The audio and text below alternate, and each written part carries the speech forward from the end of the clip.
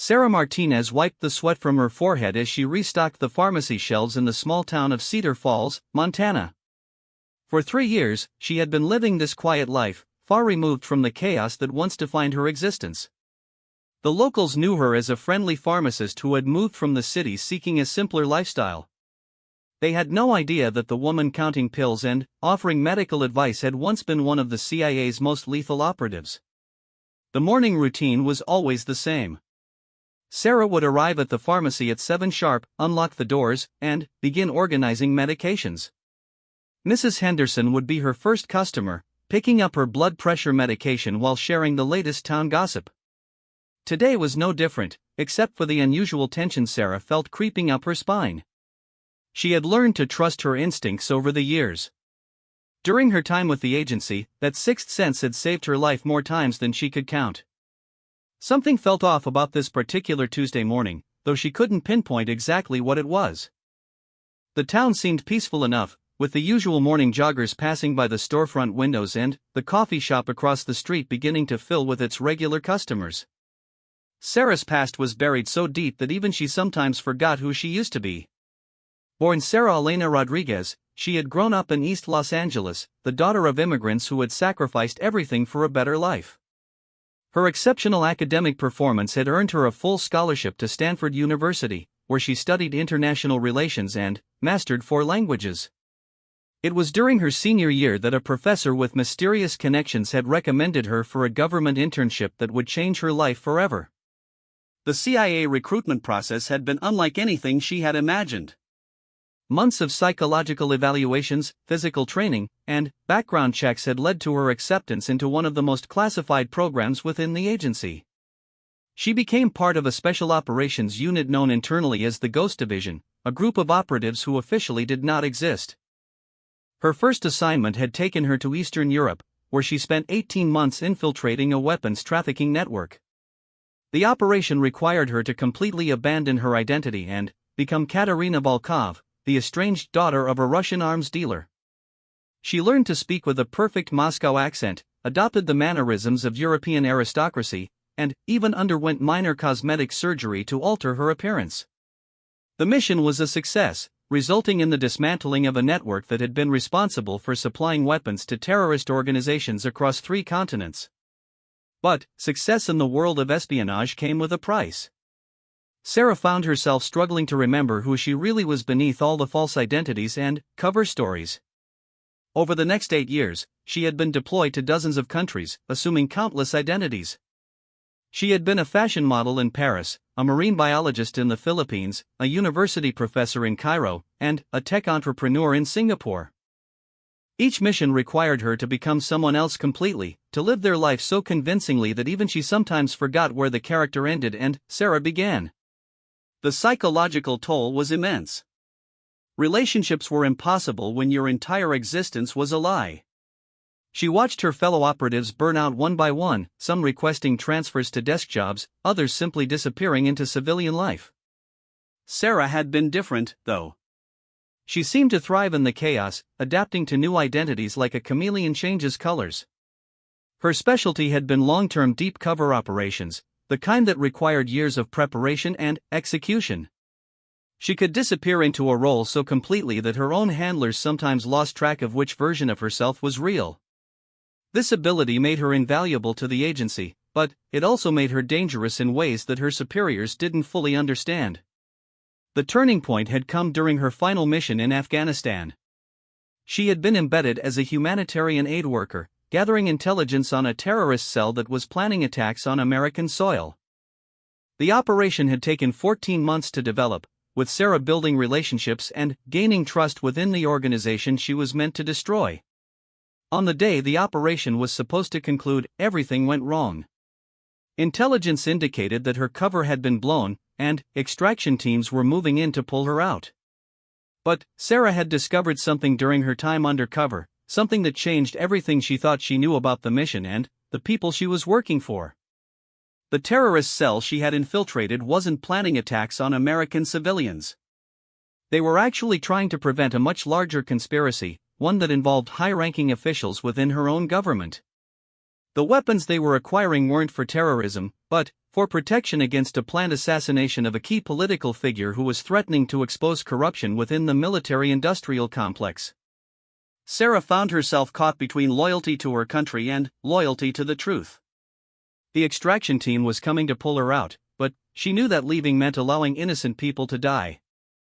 She made the hardest decision of her career, choosing to warn the terrorist cell about the incoming raid rather than maintaining her cover. The firefight that followed was brutal. Sarah fought alongside the people she had been sent to destroy, using her training to help them escape the compound before American forces arrived. In the chaos, she managed to obtain crucial evidence of the conspiracy, including communications between government officials and defense contractors planning the assassination. When the smoke cleared, Sarah Elena Rodriguez was officially declared killed in action. Her body was never found because she had never been there to begin with. She had used the chaos of the operation to fake her own death, disappearing into the wind with the evidence that could expose the corruption she had discovered. For months, she had lived as a ghost within the Ghost Division, using her skills to stay hidden while she tried to figure out how to expose the conspiracy without getting killed. She reached out to journalists, government watchdog organizations, and even foreign intelligence services, but found that the corruption ran too deep. Every avenue she explored seemed to lead back to the same powerful people who had ordered the assassination. Eventually, Sarah realized that the only way to survive was to disappear completely. She created a new identity from scratch, one that had no connection to her past life or the agency that had trained her. Sarah Martinez was born on paper, complete with a fabricated history and credentials that would allow her to start over in a place where no one would think to look for a former CIA operative. Cedar Falls, Montana, had been chosen specifically because of its isolation and the type of community it represented. Small towns were suspicious of outsiders, but they were also protective of people who proved themselves to be valuable members of the community. Sarah had spent her first year in town carefully building relationships and establishing herself as someone worth protecting. The pharmacy had been perfect cover. It required legitimate credentials, which she was able to obtain using her false identity, and it put her in a position where she could help people while maintaining a low profile. The work was satisfying in a way that her previous career had never been. Instead of destroying lives and destabilizing governments, she was healing people and making their lives better. But, as she stood behind the counter that Tuesday morning, Sarah knew that her peaceful existence was about to come to an end. The feeling in her gut was too strong to ignore, and her years of training had taught her to prepare for the worst when her instincts were screaming danger. She began running through escape protocols in her mind, cataloging the exits from the building and mentally reviewing the contents of the emergency kit she kept hidden in her apartment. If someone had found her, she would need to move quickly and decisively. The question was who had found her and how much they knew about who she really was. The answer came sooner than she expected. At exactly 10:15, a black SUV pulled up in front of the pharmacy. Sarah's blood ran cold as she recognized the vehicle type and the way it was positioned, blocking potential escape routes while maintaining clear sightlines to the building's entrance. Two men in dark suits emerged from the vehicle, moving with the purposeful stride of federal agents. Sarah could tell from their posture and the way they scanned the environment that they were experienced operatives, probably military or intelligence backgrounds. This wasn't a casual investigation or a case of mistaken identity. Someone had sent professionals to find her. She activated the silent alarm system she had installed in the pharmacy, not to alert the police but to trigger a series of protocols she had established for exactly this scenario. Hidden cameras throughout the building began recording, and encrypted messages were automatically sent to secure email accounts she monitored from multiple devices. The first man entered the pharmacy while his partner remained outside, maintaining overwatch. Sarah continued working behind the counter, using her peripheral vision to assess the threat while maintaining the appearance of a normal Tuesday morning routine. "Excuse me," the man said, approaching the counter with a friendly smile that didn't reach his eyes. "I'm looking for someone who might be able to help me with a prescription transfer." Sarah's training kicked in automatically. The man's accent was educated East Coast, probably Ivy League background. His suit was expensive but not flashy, chosen to blend in rather than impress. His shoes were practical, designed for movement rather than fashion. Everything about him screamed government operative trying to appear civilian. Of course, Sarah replied, maintaining her cover identity's personality. What can I help you with today? The man reached into his jacket pocket, a movement that made Sarah's muscles tense involuntarily. Instead of a weapon, he produced a photograph, placing it face down on the counter between them. I'm actually looking for someone who might have information about this person, he said, his eyes never leaving Sarah's face. She used to work for the government in a classified capacity, but she's been missing for several years now. Sarah's heart rate increased, but her expression remained neutral. I'm sorry, but I'm just a pharmacist. I don't really know anything about government work or missing persons. Maybe you should contact the local police? The man smiled again, this time with genuine amusement. The thing is, we have reason to believe this person might be living in this area under a different name. We're not here to cause trouble, we just need to have a conversation with her about some information she might have. He flipped the photograph over, revealing an image that made Sarah's blood freeze. It was a surveillance photo taken during her time in Afghanistan, showing her in full operational gear standing next to the man who had been her primary target during the mission. Somehow, someone had connected her to that operation and tracked her to this small Montana town. Have you ever seen this woman? The man asked, watching Sarah's face carefully for any reaction. Sarah studied the photograph as if seeing it for the first time, taking her time to give a response that would seem natural for someone who had never seen the image before. I don't think so, she said finally. But, then, again, it's not a very clear picture. When was this taken? About 3 years ago, the man replied. In Afghanistan. The woman in this photo was involved in an incident that resulted in the deaths of several American servicemen. We have new information that suggests she might not have been acting alone. The accusation hit Sarah like a physical blow. She had sacrificed everything to prevent innocent people from dying, and now she was being blamed for the deaths that had occurred during her escape. Whoever was behind this investigation was twisting the facts to serve their own agenda. That sounds terrible, Sarah said, her voice carefully controlled. I hope you find whoever you're looking for.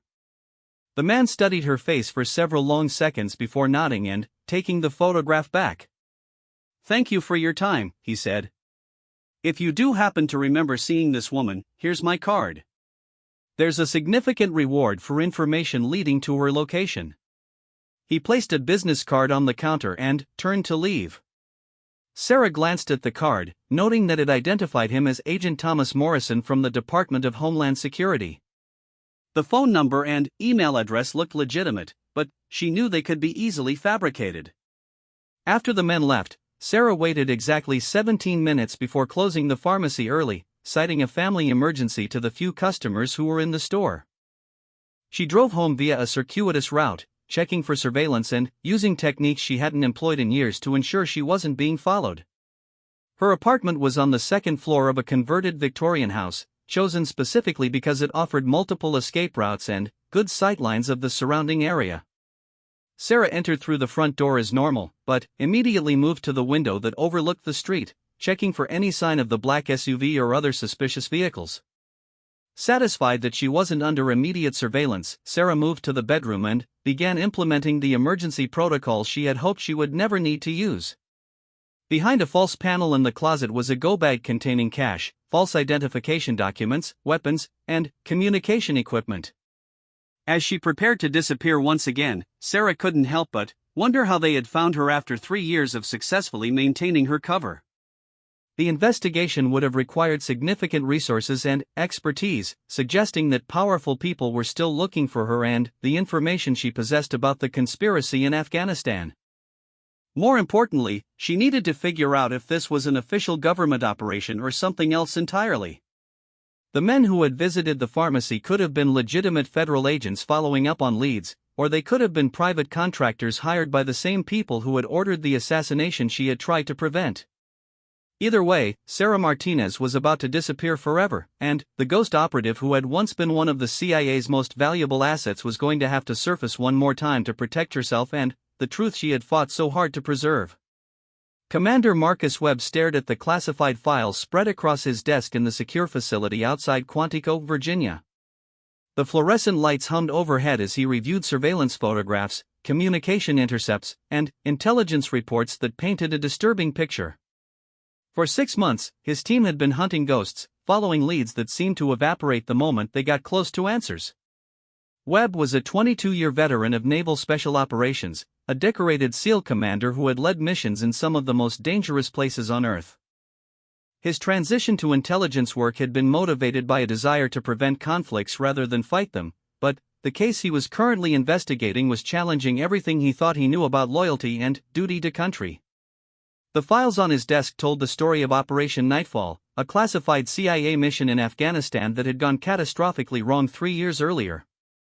According to official reports, a deep-cover operative had betrayed her position and assisted enemy combatants in killing American servicemen. The operative had been declared killed in action, but recent intelligence suggested she had survived and was living somewhere in the United States under a false identity. What troubled Webb wasn't just the apparent betrayal, but the inconsistencies in the official narrative. His investigation had uncovered evidence that Operation Nightfall was far more complex than the official reports indicated.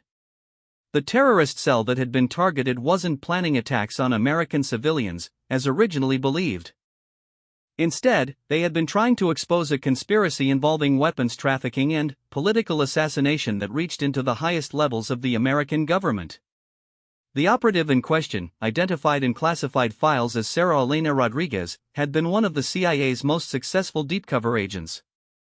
Her psychological profile indicated exceptional ability to maintain long-term false identities, combined with a strong moral compass that sometimes put her at odds with agency directives. Webb suspected that her apparent betrayal might actually have been an attempt to prevent a greater injustice. His investigation had begun when a former CIA analyst named David Chen approached him with information about irregularities in Operation Nightfall. Chen had been assigned to provide intelligence support for the mission, but had been troubled by orders that didn't seem to align with stated objectives. After Sarah's apparent death, Chen had been reassigned to a desk job and eventually left the agency, but he had continued investigating the operation on his own time. Chen's research had uncovered communications between high-ranking Defense Department officials and private military contractors discussing plans to eliminate an Afghan government minister who was threatening to expose American involvement in illegal weapons sales. The minister had been working with local resistance groups to gather evidence of the conspiracy, and Operation Nightfall had been designed to eliminate both the minister and the evidence.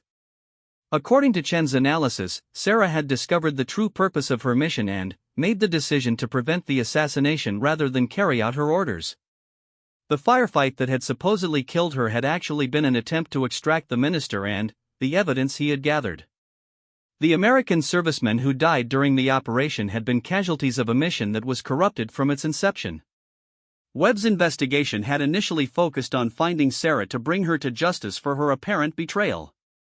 But the deeper he dug into the case, the more convinced he became that she had been trying to do the right thing in an impossible situation.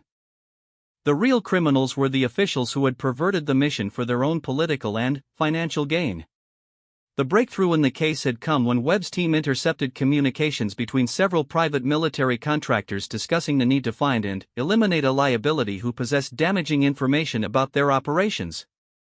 The contractors weren't referring to foreign enemies or terrorist threats, but to an American intelligence operative who had gone rogue to prevent their criminal activities. Webb realized that Sarah wasn't just a fugitive from justice, she was a target for assassination by the same people who had corrupted Operation Nightfall. His investigation shifted from hunting her down to protecting her while gathering enough evidence to expose the conspiracy she had died to prevent. The challenge was finding her before the contractors did. Sarah had been trained by the CIA to disappear completely, and she had been successfully maintaining a false identity for 3 years. Webb's team had been using advanced data analysis and facial recognition technology to search for her, but she had been careful to avoid surveillance cameras and maintain a low profile. The breakthrough had come from an unexpected source. Webb's team had been monitoring communications from known associates of the private military contractors when they intercepted discussions about sending a team to investigate a possible lead in Montana. The contractors had received information from an anonymous source claiming to have spotted Sarah in the small town of Cedar Falls. Webb wasn't sure if the lead was legitimate or if it was disinformation designed to flush Sarah out of hiding. Either way, he knew he needed to reach her before the contractors did. He assembled a small team of trusted operatives and headed to Montana, hoping to make contact with Sarah and convince her to cooperate with his investigation. The town of Cedar Falls was exactly the kind of place where a former intelligence operative might choose to hide. Small enough that strangers were noticed, but isolated enough that someone could live quietly without attracting attention from federal law enforcement. Webb's team established surveillance positions around the town while he began making discreet inquiries about recent arrivals. The local sheriff, a man named Tom Bradley, was initially suspicious of Webb's presence but became more cooperative when shown legitimate federal credentials and briefed on the nature of the investigation. Bradley confirmed that there had been several new residents in town over the past few years, including a pharmacist named Sarah Martinez who had moved from California seeking a quieter lifestyle. Bradley's description of Martinez immediately caught Webb's attention. The woman was described as intelligent, helpful, and well-liked by the community, but she kept her personal life private and seemed to have few close relationships. More importantly, she had arrived in town approximately 3 years earlier, shortly after Sarah Rodriguez had supposedly been killed in Afghanistan. Webb's team began conducting surveillance on the pharmacy where Martinez worked, using long-range cameras and electronic monitoring equipment to gather information without alerting their target. What they observed was a woman who appeared to be living a completely normal civilian life, but who exhibited subtle behavioral patterns consistent with intelligence training. Martinez varied her daily routines in ways that would make surveillance more difficult. She positioned herself in public spaces to maintain awareness of potential threats, and she seemed to unconsciously catalog escape routes wherever she went. To most people, these behaviors would appear perfectly normal, but to someone with Webb's background, they suggested professional training in counter-surveillance techniques. The confirmation came when Webb's team ran facial recognition analysis on surveillance footage from the pharmacy. Despite changes to her appearance, including different hair color and style, contact lenses to change her eye color, and subtle alterations to her facial features, the computer analysis confirmed that Sarah Martinez was actually Sarah Rodriguez with a confidence level of 92%. Webb found himself in a difficult position.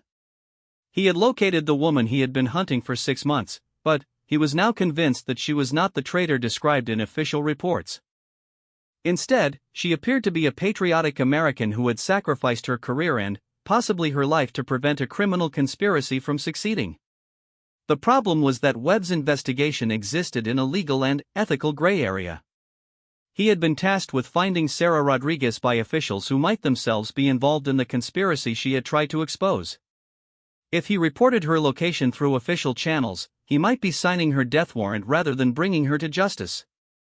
Webb made the decision to approach Sarah directly, hoping to convince her to cooperate with his investigation while offering her protection from the contractors who were hunting her. He knew it was a risk. Sarah had been trained to avoid exactly this kind of contact, and she might disappear again before he could explain his intentions. He chose to make the approach through an intermediary, someone who could establish credibility without triggering Sarah's defensive instincts. Webb contacted David Chen, the former CIA analyst who had originally brought the case to his attention, and asked him to reach out to Sarah using secure communication channels. Chen's message was simple but carefully crafted to get Sarah's attention without alarming her. He identified himself as a former agency analyst who had worked on Operation Nightfall, explained that he had been investigating irregularities in the mission, and offered to meet with her to share information that would vindicate her actions in Afghanistan. The response came 12 hours later through an encrypted email account that couldn't be traced to any physical location. Sarah was willing to meet, but only under conditions that she would specify and control. The meeting would take place in a public location of her choosing, with no surveillance or backup personnel, and Chen would come alone with evidence of his claims about the conspiracy. Webb realized that this might be his only chance to make contact with Sarah before the contractors found her. He briefed Chen on what to expect and how to convince Sarah to trust them, but he also prepared his team for the possibility that the meeting might be a trap or that Sarah might disappear immediately afterward. The meeting was scheduled for the following evening at a diner 20 miles outside of Cedar Falls. Chen would arrive first and wait for Sarah to approach him, carrying a copy of a specific newspaper as identification.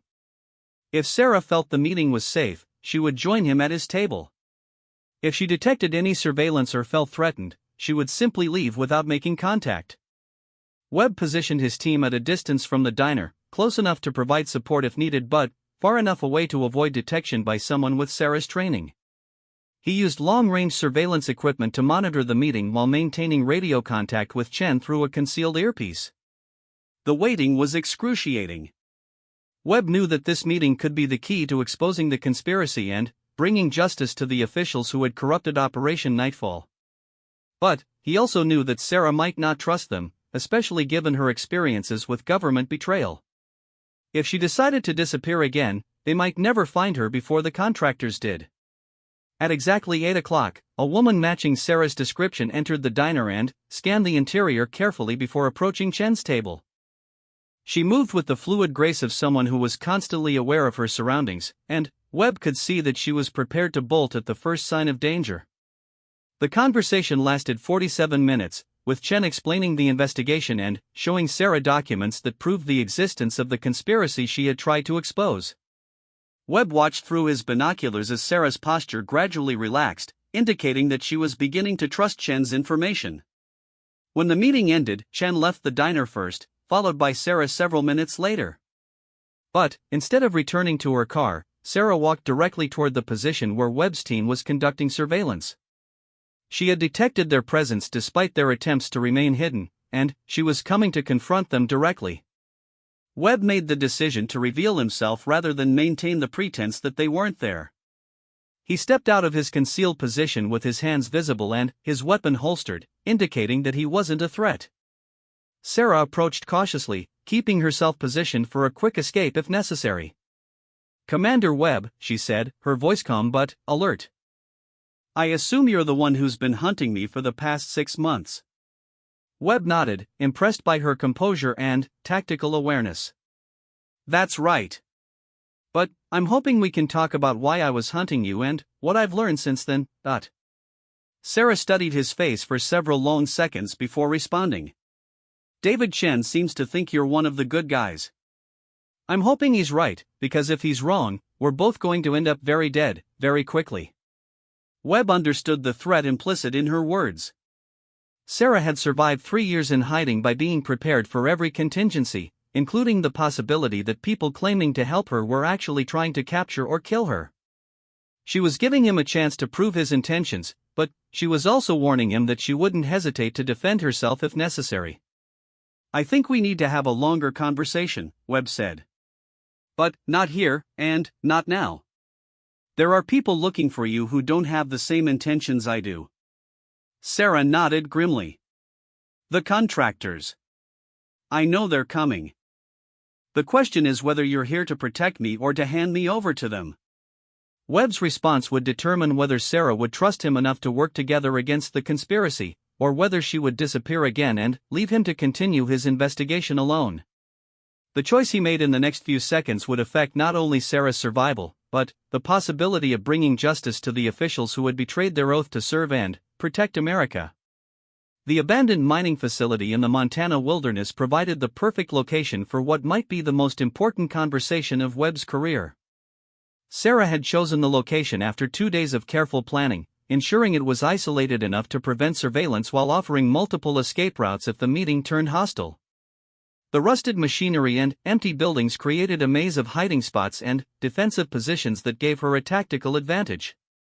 Webb arrived alone as promised, carrying only the evidence files that David Chen had compiled about Operation Nightfall. Sarah watched him from a concealed position for 30 minutes before revealing herself, emerging from behind a collapsed conveyor belt with the fluid movement of someone who had spent years perfecting the art of staying hidden. "You're either very brave or very stupid to come here alone," Sarah said, her hand resting casually near the concealed weapon she wore beneath her jacket. Webb held up the file folder, keeping his movements slow and deliberate.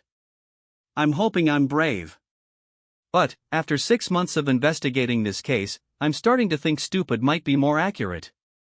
Sarah gestured for him to place the files on a nearby equipment crate, then moved to examine them while maintaining enough distance to avoid any sudden moves.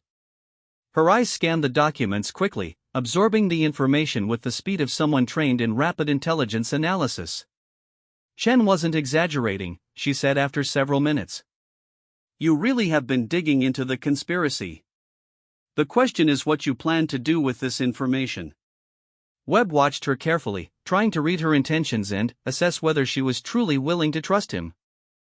That depends on what you can tell me about what really happened in Afghanistan. The official reports don't match what Chen found in the communications intercepts. Sarah closed the file and looked directly at him for the first time since revealing herself. The official reports are lies designed to cover up the fact that Operation Nightfall was corrupted from the beginning. I was sent there to eliminate a terrorist cell, but what I found was a group of people trying to expose American officials who were selling weapons to the highest bidder. She began walking slowly around the abandoned facility, forcing Webb to follow while she maintained her tactical awareness of their surroundings. The Afghan minister they were trying to protect had evidence that Defense Department contracts were being used to funnel weapons to groups on both sides of conflicts, maximizing profits for the contractors while prolonging wars. Webb nodded, his own investigation having uncovered similar evidence. The communications Chen intercepted suggest that several high-ranking officials were personally profiting from these arrangements. But what I don't understand is how you discovered this during your mission. Sarah stopped walking and turned to face him, her expression grim. My target was supposed to be the head of the terrorist cell, a man named Ahmad Hassan. But when I got close to him, I realized he wasn't planning attacks on American civilians. He was trying to gather enough evidence to expose the weapons trafficking to international prosecutors. She described the months she had spent building trust within Hassan's organization, believing she was infiltrating a terrorist network while actually becoming involved with a group of people fighting against corruption. The realization that her mission was designed to eliminate witnesses rather than prevent terrorism had forced her to make an impossible choice. When the extraction order came, I knew that leaving would mean Hassan and his people would be killed to prevent their evidence from reaching the international community. I couldn't let that happen, even if it meant disobeying direct orders. Webb understood the moral dilemma Sarah had faced, having encountered similar situations during his own military career. So you warned them about the incoming raid and helped them escape? I did more than that, Sarah replied.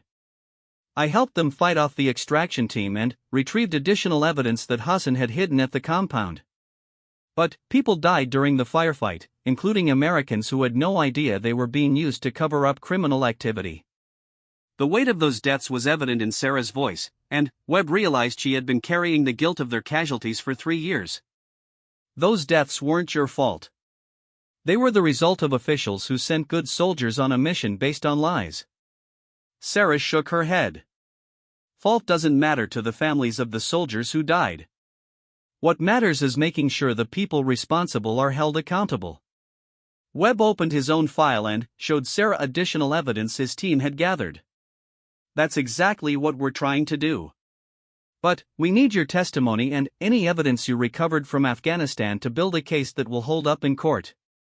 Sarah examined the new documents, noting financial records that traced payments from defense contractors to offshore accounts controlled by government officials. You've been busy. This is more detailed than anything Hassan was able to gather. We've had access to banking records and communication intercepts that weren't available to your Afghan contacts, Webb explained. But without your first-hand testimony about Operation Nightfall, we can't prove that these officials were willing to commit murder to protect their scheme. Sarah was quiet for several minutes, weighing the risks of coming forward against the possibility of finally exposing the truth. If I testify, I'll be admitting to disobeying direct orders and assisting enemy combatants. The people I'm trying to expose will use that against me. Webb had anticipated this concern and had spent considerable time developing a strategy to protect Sarah while building the case. We've been working with prosecutors who specialize in national security cases. They believe your actions fall under whistleblower protections, especially given the evidence of criminal conspiracy. Whistleblower protections don't mean much when the criminals you're exposing have the power to classify your testimony and make you disappear, Sarah replied cynically. Webb understood her skepticism, having seen how government bureaucracy could be used to silence inconvenient witnesses. That's why we need to make this case public before they can bury it.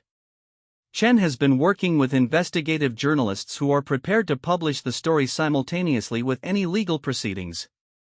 Sarah considered this approach, recognizing it as similar to strategies she had used during her intelligence career.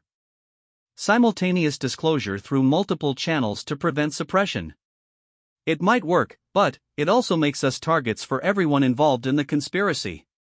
We're already targets, Webb pointed out. The contractors Chen intercepted were planning to find and eliminate you regardless of whether you cooperate with our investigation. At least this way, you have protection and the possibility of clearing your name. Sarah walked to the edge of the facility and looked out over the surrounding wilderness, considering her options. She had spent 3 years building a new life in Cedar Falls, but she knew that life was already over. The visit from Agent Morrison had confirmed that her hiding place had been compromised, and it was only a matter of time before more dangerous people came looking for her.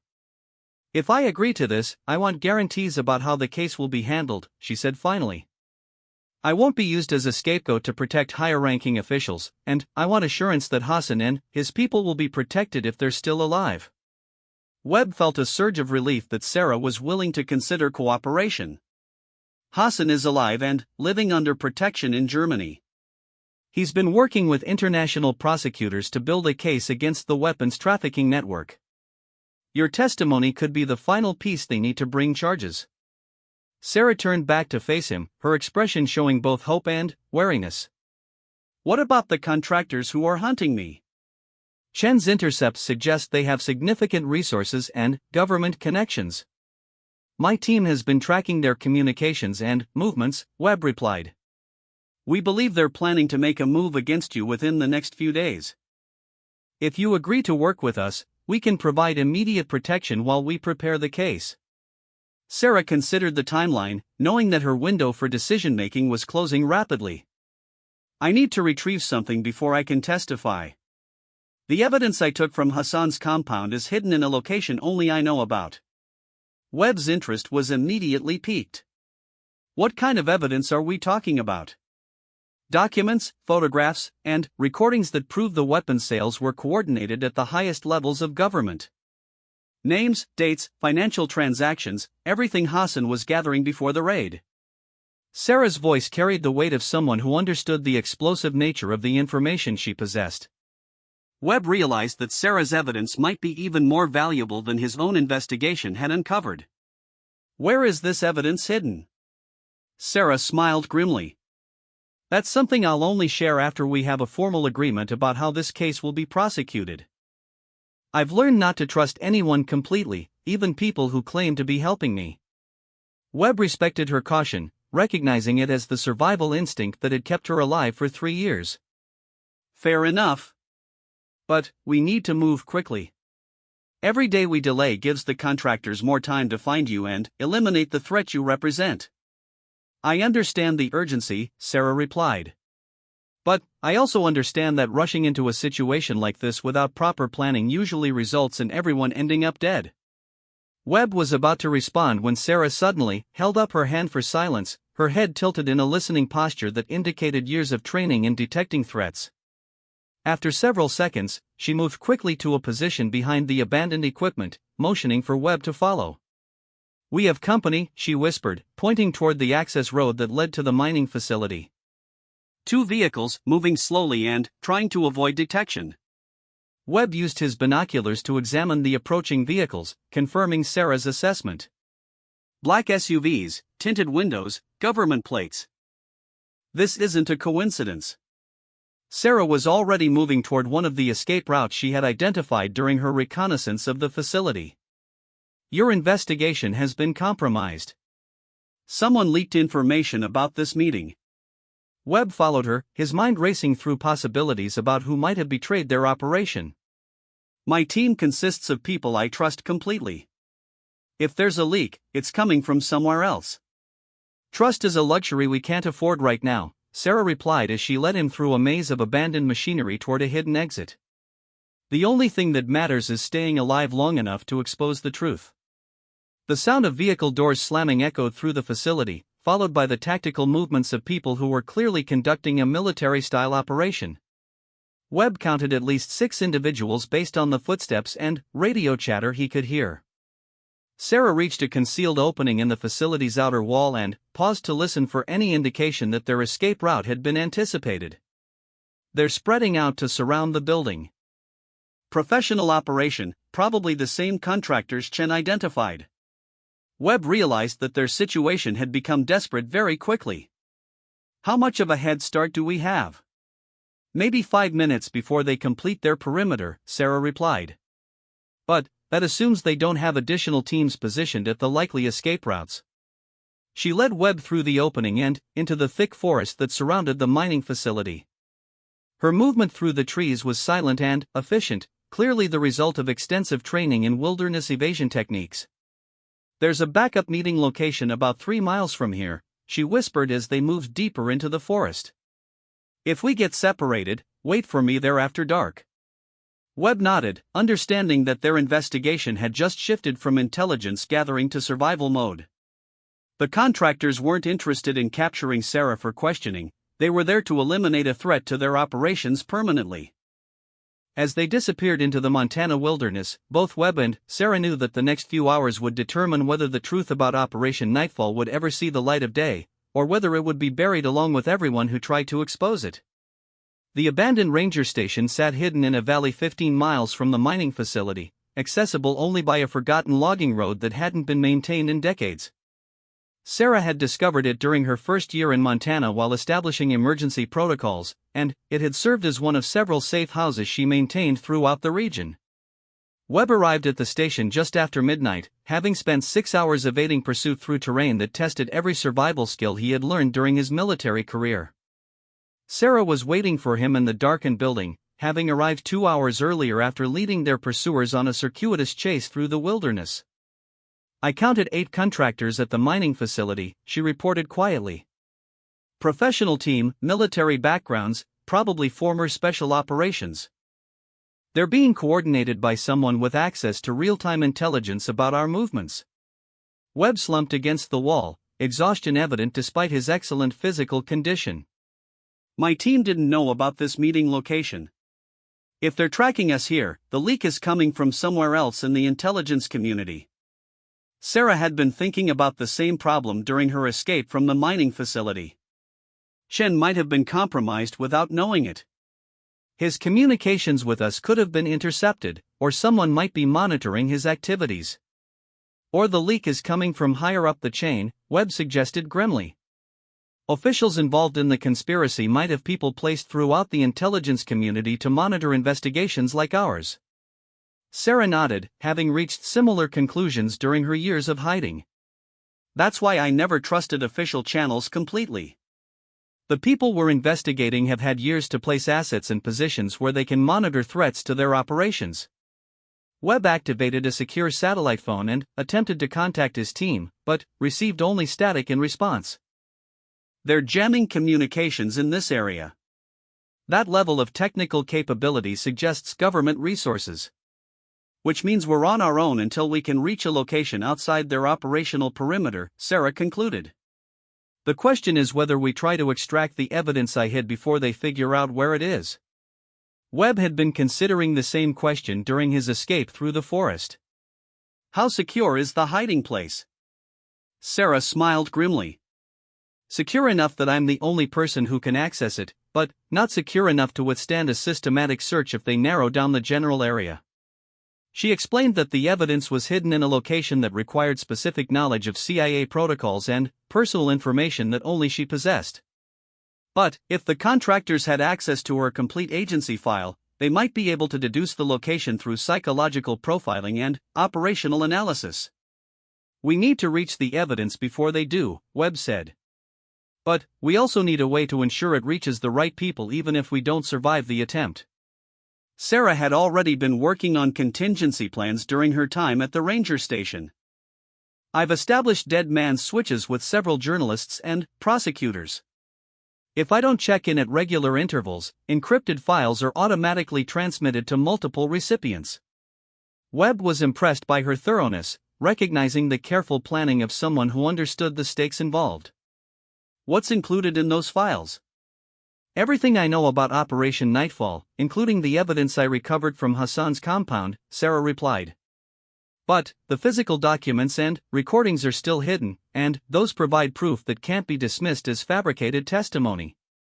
Webb understood the legal distinction she was making. Digital files could be altered or dismissed as disinformation, but physical evidence with proper chain of custody documentation would be much harder for defense attorneys to challenge. Where is the evidence hidden? He asked. Sarah studied his face carefully before responding. There's a storage facility in Billings that I rented under a false identity 3 years ago. The evidence is in a safety deposit box that requires biometric identification to access. Webb realized she was taking a significant risk by revealing this information. You're trusting me with something that could get you killed if it falls into the wrong hands. At this point, keeping secrets is more dangerous than sharing them, Sarah replied. If something happens to me, you're the only person who can retrieve the evidence and ensure it reaches prosecutors. Webb felt the weight of responsibility settling on his shoulders. What's the access protocol for the safety deposit box? Sarah provided him with detailed instructions, including the location of the storage facility, the false identity she had used to rent the box, and the biometric protocols required for access. She also gave him backup authentication codes that would allow him to prove his authority to handle the evidence if legal challenges arose. There's one more thing, she added. Hassan gave me a list of American officials who were directly involved in the weapons trafficking. Names, ranks, and specific evidence of their participation. That list is with the physical evidence.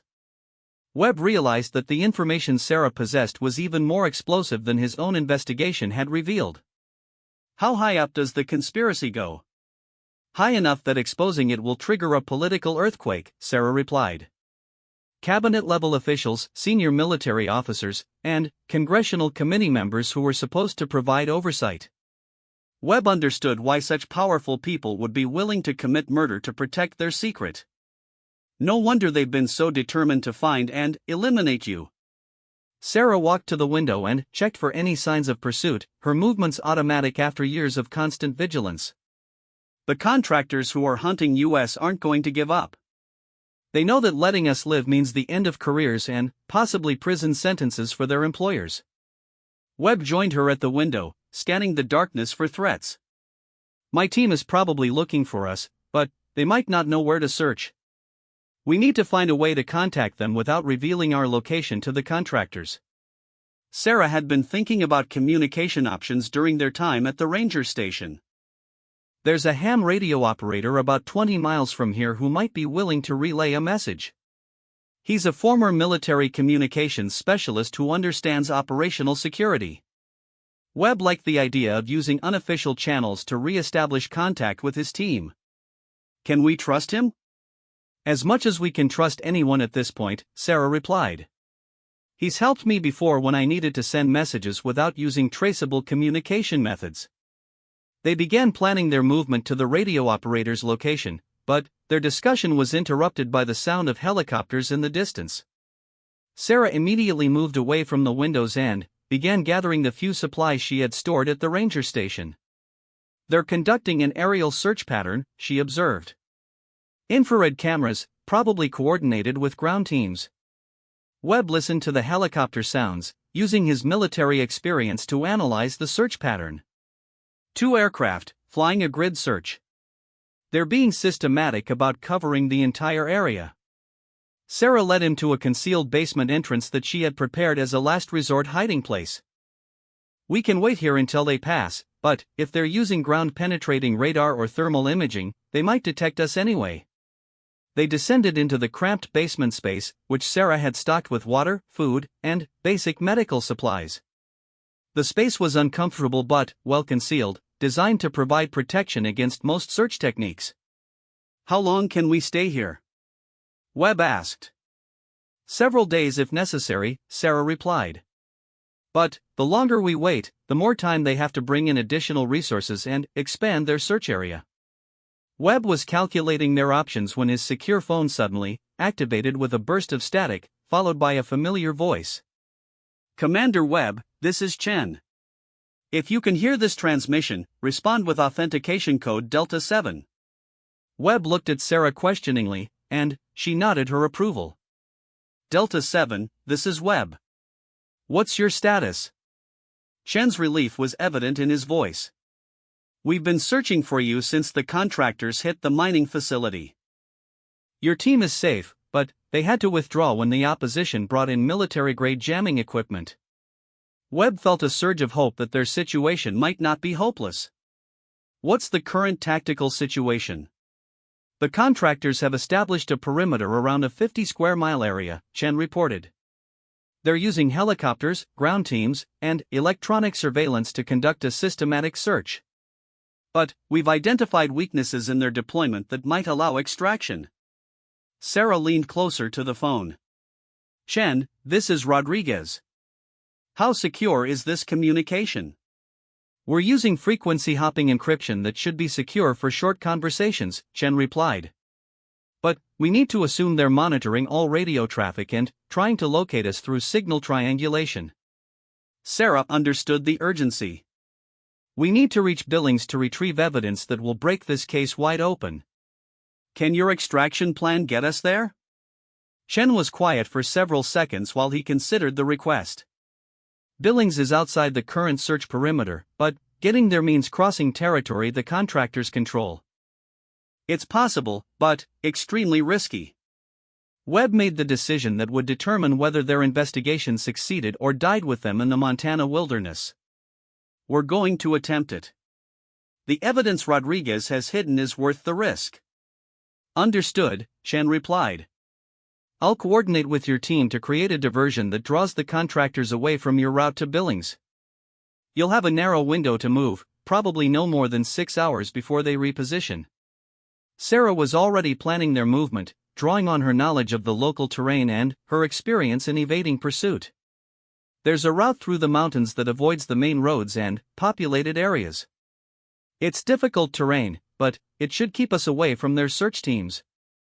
Webb understood that they were committing to a plan that offered their only chance of success, but also their greatest risk of capture or death. When can we move? Chen coordinated with Webb's team before responding. The diversion will begin at 0400 hours. That gives you approximately 3 hours to prepare and position yourselves for movement. Sarah began inventorying their supplies and planning their route to Billings. The journey would take them across some of the most challenging terrain in Montana, but it was their only option for reaching the evidence that could expose the conspiracy and end the hunt that had consumed their lives.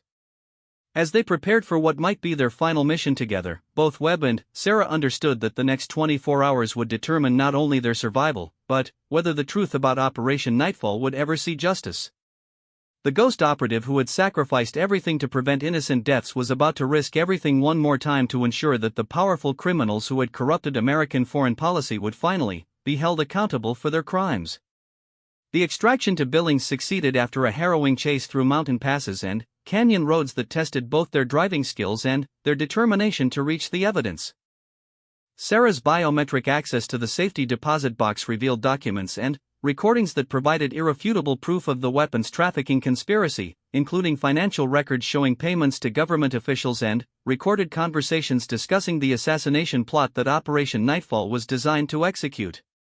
Within 72 hours of reaching Billings, Webb and Sarah were in protective custody while federal prosecutors reviewed the evidence and prepared charges against 17 government officials and defense contractors. The simultaneous release of the information to investigative journalists ensured that the story could not be suppressed or classified, triggering congressional investigations and international legal proceedings. Sarah Rodriguez was eventually cleared of all charges related to Operation Nightfall, with prosecutors determining that her actions constituted whistleblowing rather than treason. She received a presidential commendation for her courage in exposing corruption at the highest levels of government, though she chose to maintain her privacy and avoid public recognition for her role in the investigation. Commander Webb continued his intelligence work, but his investigation of Operation Nightfall established him as a specialist in rooting out corruption within government agencies. The success of the case led to reforms in oversight procedures and the creation of new protections for intelligence operatives who witness criminal activity during their missions. The contractors who hunted them were arrested and charged with conspiracy to commit murder, though several of their higher-ranking supervisors fled the country before warrants could be executed.